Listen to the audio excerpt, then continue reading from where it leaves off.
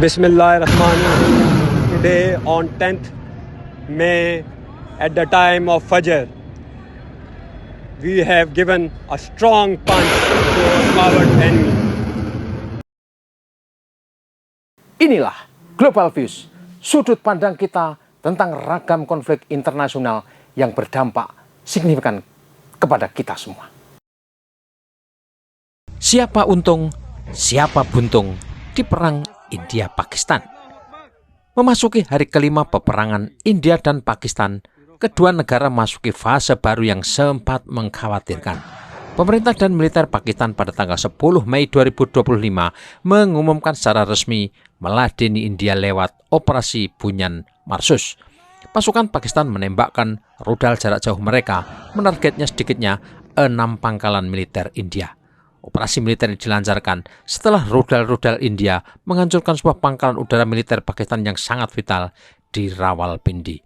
Drone tempur dan rudal India lainnya, termasuk rudal BrahMos dan diduga rudal jarak jauh S-400, menghantam target militer di Punjab dan wilayah Kashmir, Pakistan. Tapi kejutan barunya, Presiden Amerika Serikat Donald Trump mengabarkan India dan Pakistan menyepakati gencatan senjata segera memasuki sepekan pertempuran. Informasi dari Presiden Amerika Serikat Donald Trump itu dikonfirmasi Kementerian Luar Negeri baik India maupun Pakistan dan akan segera dijalankan.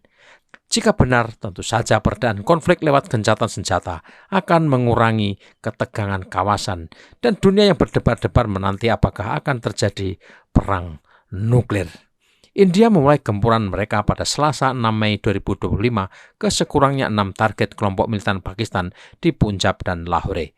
Operasi Sindur digelar sebagai balasan atas serangan teroris pada 26 April 2025 ke resort wisata Pahalgam di Kashmir yang menewaskan 26 orang. Serangan mematikan itu dilakukan sekelompok pria bersenjata yang identitasnya kemudian diketahui warga Pakistan. New Delhi menuduh kelompok penyerang dikendalikan intelijen Pakistan dan jaringan teroris Jamaah Tauhid wal Jihad yang berbasis di Punjab. Kelompok itu memiliki kaitan dengan organisasi militer bersenjata Lashkar-e-Taiba atau LET yang berbasis di Lahore, Pakistan. Pakistan sejak awal menolak keras tuduhan intelijen mereka terlibat dalam tragedi berdarah di Pahalgam, Kashmir. Terlepas dari polemik dan sengkarut tuduhan ini, faktanya sekarang India dan Pakistan telah menyerang pangkalan militer satu sama lain di wilayah yang sangat luas. Ini semakin jauh melampaui Kashmir, wilayah yang disengketakan sejak puluhan tahun lalu. Pakistan dan India sudah berbagi wilayah di pegunungan Himalaya ini sejak lama.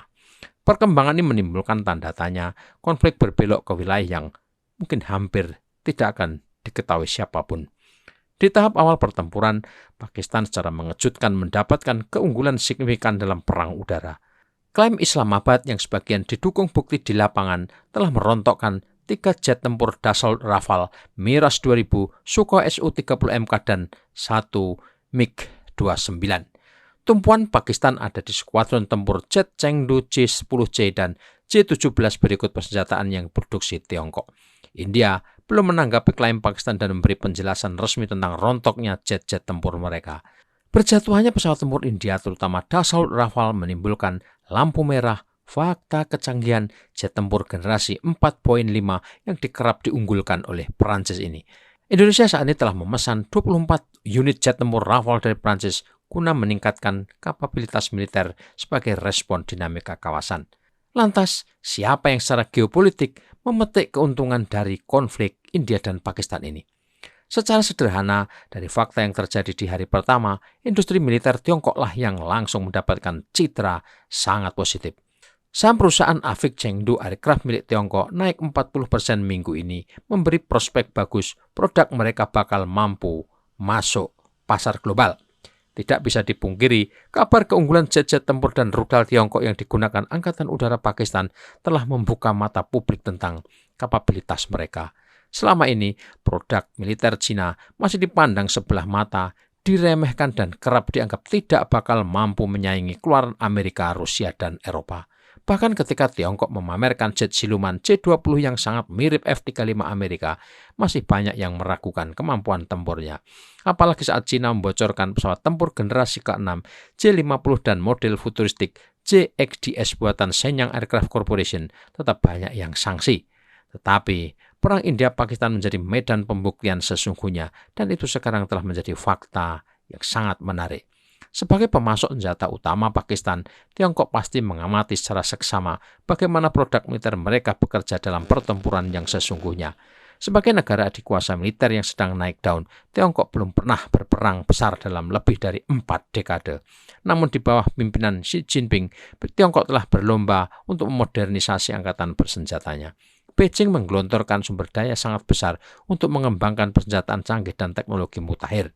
Negara yang dulu dijuluki tirai bambu, kini telah memiliki 3 kapal induk.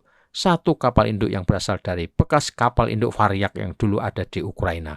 2 lainnya karya Tiongkok yang diadaptasi dari kapal Varyak dan kini jauh lebih canggih ketimbang produk yang pernah dibikin era Uni Soviet ini.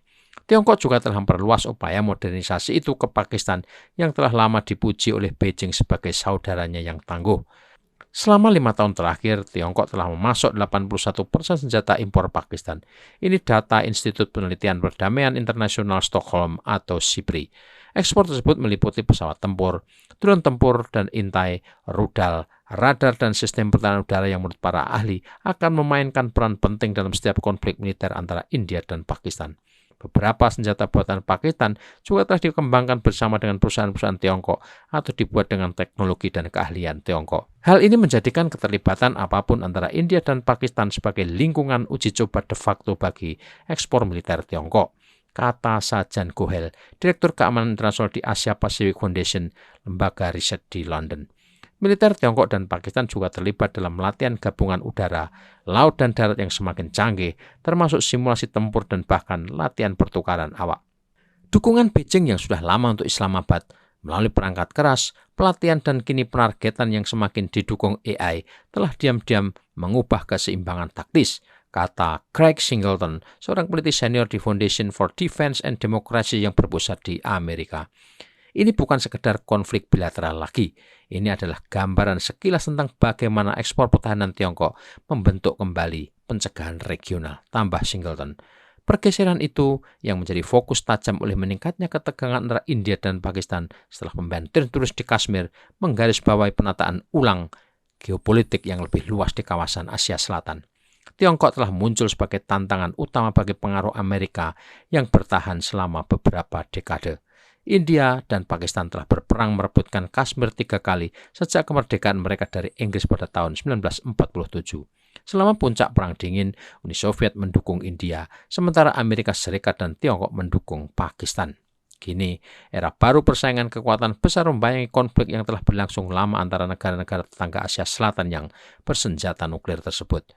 Meskipun memiliki kebijakan non-blok tradisional, India tampaknya semakin dekat dengan Amerika karena Washington berupaya keras menarik New Delhi ke orbit mereka. Amerika ingin menempatkan India sebagai penyeimbang strategis bagi meluasnya pengaruh Tiongkok di kawasan ini. India telah meningkatkan pembelian senjata dari Amerika dan sekutunya, termasuk Perancis dan Israel, sambil terus mempertahankan hubungan baiknya dengan Rusia. Sementara itu, Pakistan telah memperdalam hubungan dengan Tiongkok menjadi mitra strategis segala cuaca dan peserta utama dalam proyek infrastruktur global andalan Xi Jinping Belt and Road Initiative. Menurut data SIPRI, Amerika dan Tiongkok masing-masing memasok sekitar sepertiga dari senjata impor Pakistan pada akhir tahun 2000-an. Namun, Pakistan telah berhenti membeli senjata Amerika dalam beberapa tahun terakhir dan semakin banyak mengisi gudang senjatanya dengan produk dari Tiongkok. Simon Wiseman, seorang peneliti senior dalam program transfer senjata SIPRI mencatat, China sebenarnya telah menjadi pemasok senjata penting bagi Pakistan sejak pertengahan 1960-an. Tetapi dominasinya saat ini karena Beijing berhasil memasuki segmen yang kosong setelah ditinggalkan Amerika. Lebih dari 1 dekade lalu, Amerika menuduh Pakistan tidak berbuat cukup banyak untuk memerangi teroris termasuk membesarkan Taliban di wilayah Pakistan. Wiseman mengatakan hal itu menambah frustrasi Washington yang diam atas program nuklir Islamabad dan apatis atas kurangnya demokrasi di negara ini. Amerika akhirnya menemukan India sebagai mitra alternatif di kawasan itu. Akibatnya, Washington memutus Pakistan dari mata rantai pasar senjata mereka, tambahnya. Di sisi lain, pasokan senjata Tiongkok meningkat secara signifikan. Orang dapat mengatakan Tiongkok menggunakan kesempatan itu untuk menunjukkan dirinya sebagai satu-satunya teman dan sekutu sejati Pakistan. ujar Wiseman. Secara politik, Beijing telah mengutarakan penyesalan atas serangan militer India terhadap Pakistan dan telah menyerukan agar tetap tenang serta semua pihak menahan diri. Sebelum eskalasi terbaru, Menteri Luar Negeri Tiongkok Wang Yi menyatakan dukungannya terhadap Pakistan dan menyebut Tiongkok sebagai sahabat karib Pakistan. Posisi Amerika saat ini, jika merujuk pernyataan Wakil Presiden J.D. Vance, memperlihatkan sikapnya yang ambigu. Vance mengatakan konflik India-Pakistan bukan urusan mereka, meski telah berusaha keras memediasi kedua negara itu untuk meredakan konflik. Sebelum perang pecah, J.D. Vance berkunjung ke New Delhi dan bertemu secara khusus dengan Perdana Menteri Narendra Modi. Kunjungan Vance ini dipandang bagian kampanye global Amerika untuk menarik India ke orbit mereka dan mencari mitra baru melawan Tiongkok. Tetapi posisi India juga cukup unik. Tahun lalu Modi secara istimewa diterima Presiden Rusia Vladimir Putin di kediaman pribadinya di pinggiran Moskow. Cara Putin menerima Modi tergolong tidak biasa karena ia dibawa sampai ke lokasi cukup privat seperti kandang kuda koleksi Vladimir Putin. Bagi Rusia, India menjadi bagian kunci sukses BRICS yang diproyeksikan bisa menggeser kelompok G7 yang dikendalikan Amerika. Hasil pertemuan Narendra Modi ke Moskow ini akhirnya signifikan, ditandai kerjasama produksi tank T-72 dan T-90. Inilah posisi unik India sekarang dalam peta pertarungan tiga raksasa Amerika, Rusia, dan Cina. Apakah pada akhirnya India akan lebih dekat ke orbit Amerika? Rasanya masih perlu pembuktian lagi. Bahwa India memiliki masalah perbatasan dengan Tiongkok di Himalaya, ini realitas, tapi sudah diselesaikan Beijing dan New Delhi awal tahun ini. Meski memiliki hubungan yang tegang, perdagangan kedua negara tercatat meningkat sejak tahun 2020. China tetap menjadi sumber barang terbesar bagi India dan merupakan pemasok produk industri terbesarnya pada tahun 2024. Karena itu jika Washington berupaya memanfaatkan India untuk menekan Tiongkok terkait persaingan politiknya, probabilitas keberhasilannya tidak besar. Bagaimanapun, India adalah pendiri atau inisiator BRICS bersama Rusia, Cina, Brasil, dan Afrika Selatan. Semua negara-negara besar itu kita tahu berusaha keras mewujudkan tatanan global yang multipolar dan artinya mengurangi hegemoni Amerika berikut sekutu Eropanya. Tribuners, tentu saja yang paling buntung saat ini akibat perang India dan Pakistan adalah Perancis dan industri pesawat tempurnya. 3 jet tempur Rafale India rontok dalam pertempuran dan ini pertama kali menimpa produk Dassault Rafale sejak dijual dan dioperasikan di luar Perancis. Sebelumnya, crash yang menimpa Rafale terjadi akibat human error atau masalah taktikal di luar medan pertempuran. Bagi dunia industri militer yang sensitif, rontoknya jet-jet tempur Rafale ini akan menjadi aib dan bencana serius bagi masa depan pabrikannya. Sementara, prospek cerah akan dinikmati pabrikan pesawat tempur dan persenjataan Tiongkok yang seperti mendapatkan durian runtuh dari apa yang terjadi di Pakistan dan India. Keseimbangan baru bisnis senjata modern di dunia tampaknya segera terjadi. Kiblat agaknya akan segera bergeser ke timur.